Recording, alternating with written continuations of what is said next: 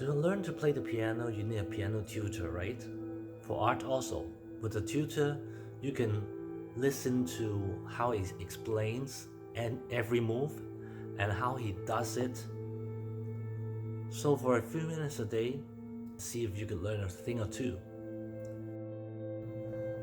I've put in some more shadings around the edge to show the cloak figure more, and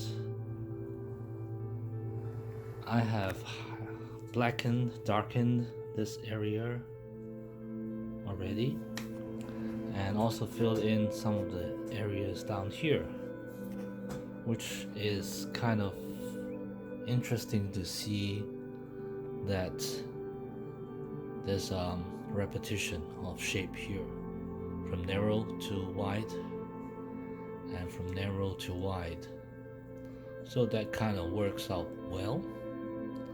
And the next step is to get whether this darkens that one so that this line goes all the way up instead of go all the way down. So that's the other part.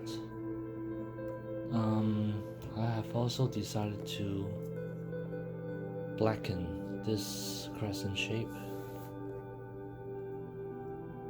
as well.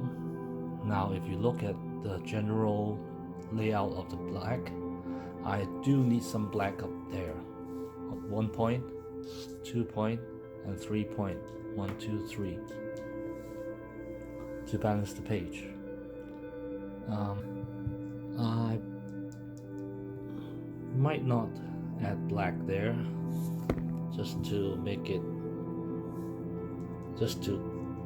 this shape more coherent. So where else could I find the black there? Maybe this tiny little bit there, then that would create a very good balancing of the triangle. Other than that, the next area of concern would be this one, whether I should put it gold or not.